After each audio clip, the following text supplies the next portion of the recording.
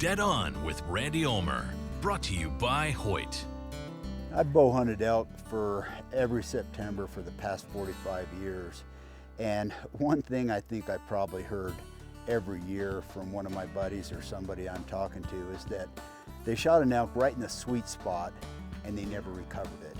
And I've done the same thing years ago before I knew where to aim, and I want to illustrate something for you guys today, and this holds true with deer as well. When you're shooting an elk, they're notoriously tough, and you really need to get both lungs, or at least one lung in the liver. And so what we would consider the sweet spot is right here in the heart region.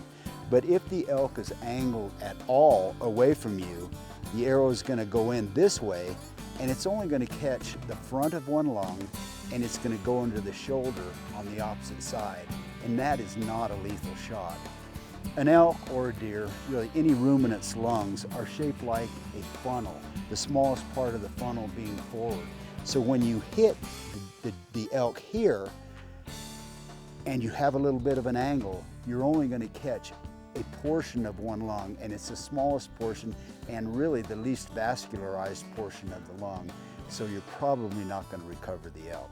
So if the elk is angling away from you, you do not want to tuck it into the sweet spot because you're only going to get one lung. You want to bring it back quite a ways depending on the angle. The further the angle, the more back you're going to need to be. And what you're trying to accomplish is getting that arrow through the very center part of the chest. Same when you're shooting at an elk that's angling towards you. You do want to hit the sweet spot when an elk is angling towards you, or a deer. You want to tuck it right behind the crease of the shoulder. Again, what you're trying to accomplish, if you get too far forward, you're going to hit the bone and it's going to stop your arrow.